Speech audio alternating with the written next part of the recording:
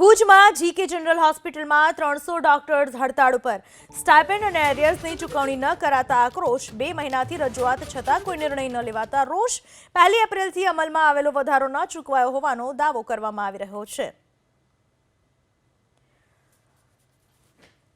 ભુજની ઘટના છે જ્યાં સ્ટાઇપેન્ડ અને એરિયર્સની ચૂકવણી ન કરાતા આક્રોશ જોવા મળી રહ્યો છે। કર્મચારીઓમાં આક્રોશ 2 મહિનાથી રજૂઆત કરવામાં આવી રહી છે અને છતાં પણ કોઈ ચૂકવણી કરવામાં નથી આવતી, જેના પરિણામે ભુજમાં જીકે જનરલ હોસ્પિટલમાં કર્મચારીઓ હડતાળ પર ઉતર્યા।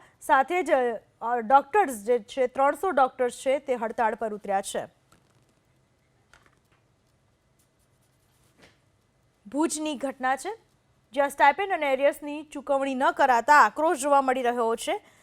કર્મચારીઓમાં આક્રોશ 2 મહિનાથી રજૂઆત કરવામાં આવી રહી છે અને છતાં પણ કોઈ ચૂકવણી કરવામાં નથી આવતી, જેના પરિણામે ભુજમાં જીકે જનરલ હોસ્પિટલમાં કર્મચારીઓ હડતાળ પર ઉતર્યા। સાથે જ ડોક્ટર્સ જે છે 300 ડોક્ટર્સ છે તે હડતાળ પર ઉતર્યા છે।